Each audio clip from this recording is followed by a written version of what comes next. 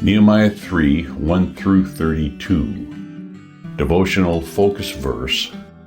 And next unto them repaired Meremoth, the son of Urijah, the son of Koz.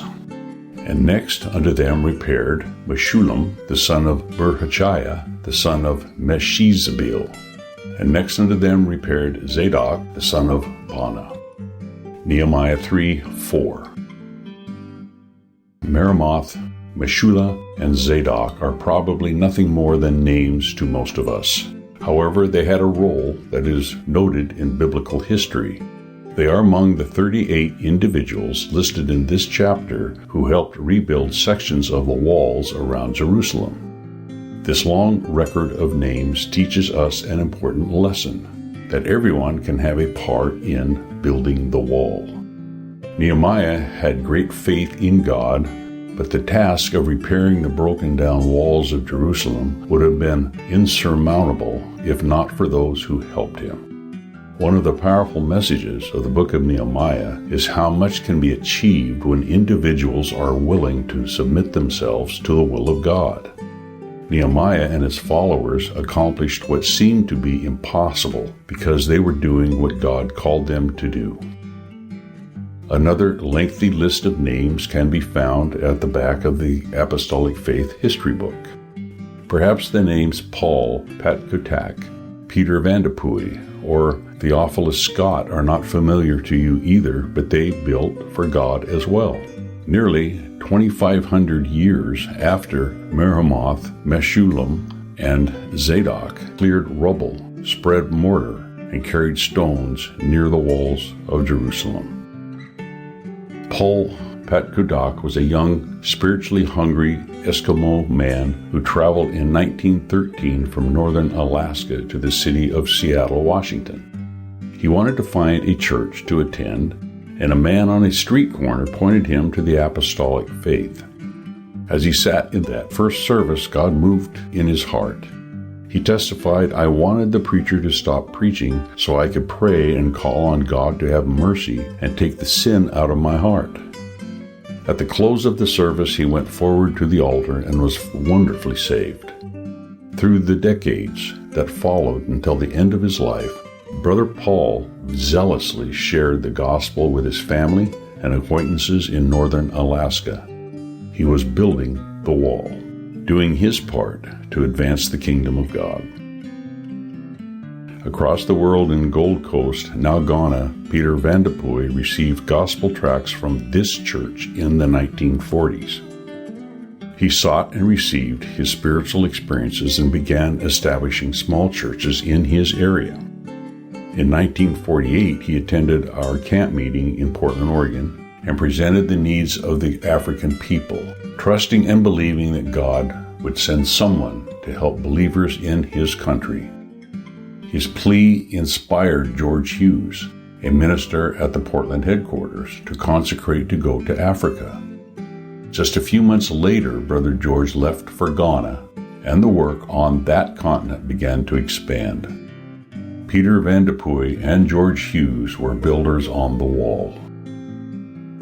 In 1928, Theophilus Scott and his wife constructed a little thatch-roofed church with walls of sticks and mud on the island of St. Vincent in the Caribbean. People came from around the neighborhood and began responding to the gospel message.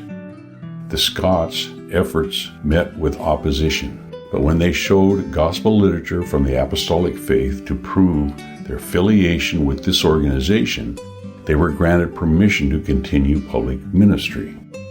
Today we have 12 churches on that island, in part because Theophilus Scott and his wife were willing to be builders on the wall.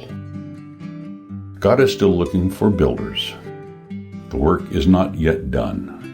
We cannot personally build everywhere we see a broken portion of the wall, but sometimes our awareness of a need is God calling us to action.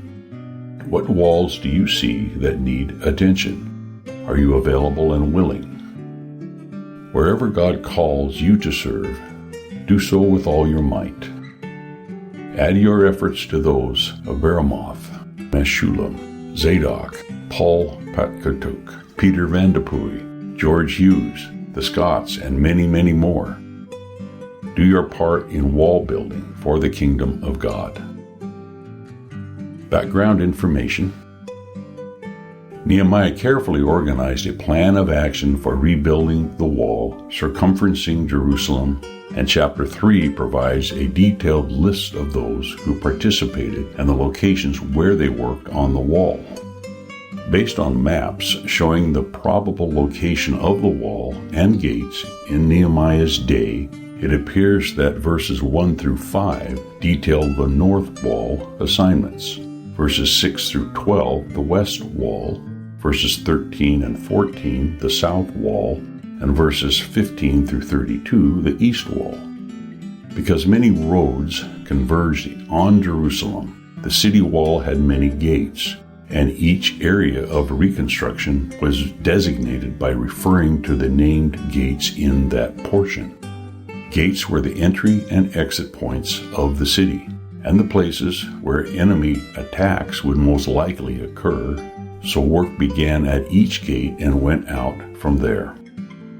The walls on each side of the gates were taller and thicker than the rest of the wall. This allowed soldiers to stand on each side of these critical entry-exit points as guards. The gates, massive wooden doors that were often reinforced with brass or iron, were more than passageways. During times of peace, gateways served as places for personal business and civic affairs. The city council met there, and shopkeepers set up their goods near them. Thus, rebuilding the wall and gates of the city was both a military and commercial necessity. 10 gates are mentioned in this chapter. Today there are 8 gates in the walls surrounding the old city of Jerusalem. Most of them date from about AD 1537, when Suleiman the Magnificent rebuilt the walls. Eliashib, the high priest, and his brethren the priests are the first builders named in the list of buildings given in chapter 3.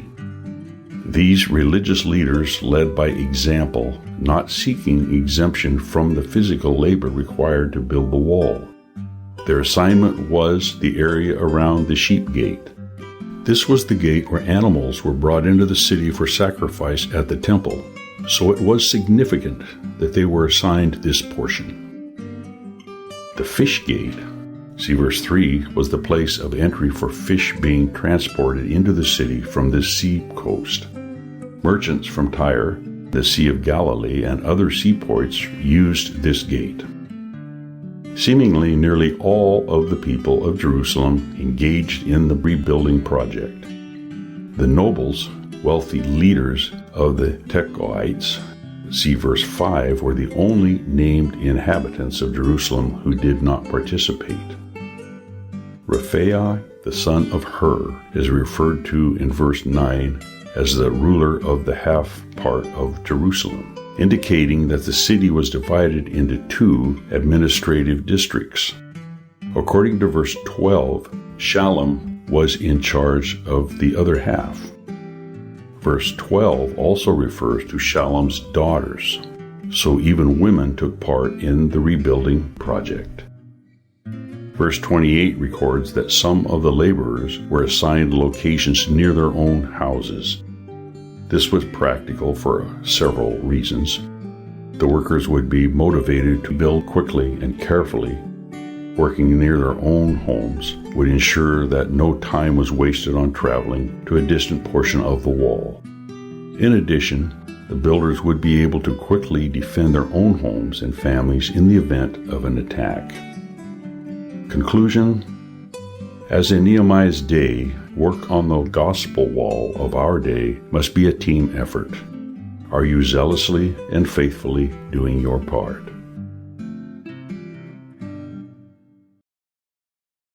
Nehemiah. Chapter 3. Then Eliashib the high priest rose up with his brethren the priests, and they builded the sheep gate, they sanctified it, and set up the doors of it, even unto the tower of Meah they sanctified it, unto the tower of Hananael. And next unto him builded the men of Jericho. And next to them builded Zaccur the son of Imri. But the fish gate did the sons of Hassenaah build, who also laid the beams thereof, and set up the doors thereof, the locks thereof, and the bars thereof. And next unto them repaired Meremoth the son of Urijah, the son of Koz. And next unto them repaired Meshullam the son of Berechiah, the son of Meshezabeel. And next unto them repaired Zadok the son of Baana. And next unto them the Tekoites repaired, but their nobles put not their necks to the work of their lord. Moreover the old gate repaired Jehoiada the son of Berechiah, and Meshullam the son of Besodeiah, they laid the beams thereof, and set up the doors thereof, and the locks thereof, and the bars thereof. And next unto them repaired Melatiah the Jibonite, and Jadon the Meronothite, the men of Gibeon, and of Mizpah, unto the throne of the governor on this side the river. Next unto him repaired Uzziel the son of Harhiah, of the goldsmiths. Next unto him also repaired Hananiah the son of one of the apothecaries, and they fortified Jerusalem unto the broad wall. And next unto them repaired Rephaiah the son of Hur, the ruler of the half part of Jerusalem. And next unto them repaired Jedaiah the son of Meremoth, even over against his house. And next unto him repaired Hattush the son of Hashabniah. Malchijah the son of Haram, and Hashub the son of Pahathmoab, repaired the other piece, and the tower of the furnaces.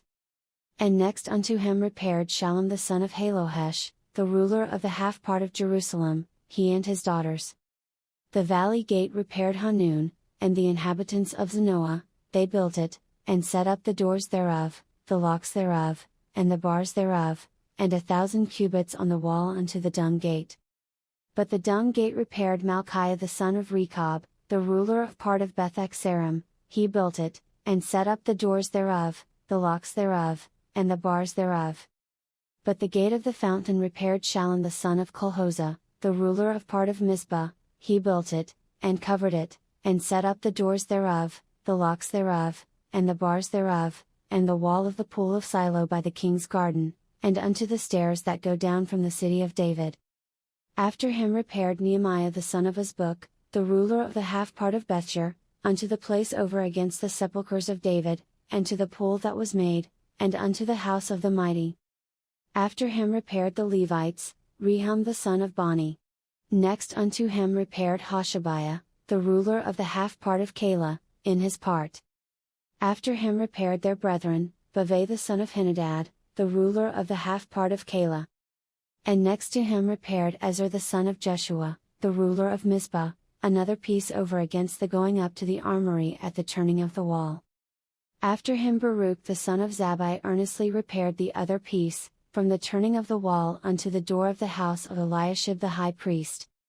After him repaired Meremoth the son of Urijah the son of Koz another piece, from the door of the house of Eliashib even to the end of the house of Eliashib. And after him repaired the priests, the men of the plain. After him repaired Benjamin and Hashub over against their house. After him repaired Azariah the son of Maaseiah the son of Ananiah by his house. After him repaired Binnui the son of Henadad another piece, from the house of Azariah unto the turning of the wall, even unto the corner. Palal the son of Uzai, over against the turning of the wall, and the tower which lieth out from the king's high house, that was by the court of the prison. After him Pedaiah the son of Perish. Moreover the Nethinims dwelt in Ophel, unto the place over against the water gate toward the east, and the tower that lieth out. After them the Tekoites repaired another piece, over against the great tower that lieth out, even unto the wall of Ophel. From above the horse gate repaired the priests, every one over against his house. After them repaired Zadok the son of Immer over against his house.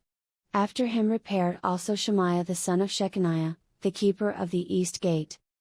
After him repaired Hananiah the son of Shelemiah, and Hanun the sixth son of Zalaph, another piece.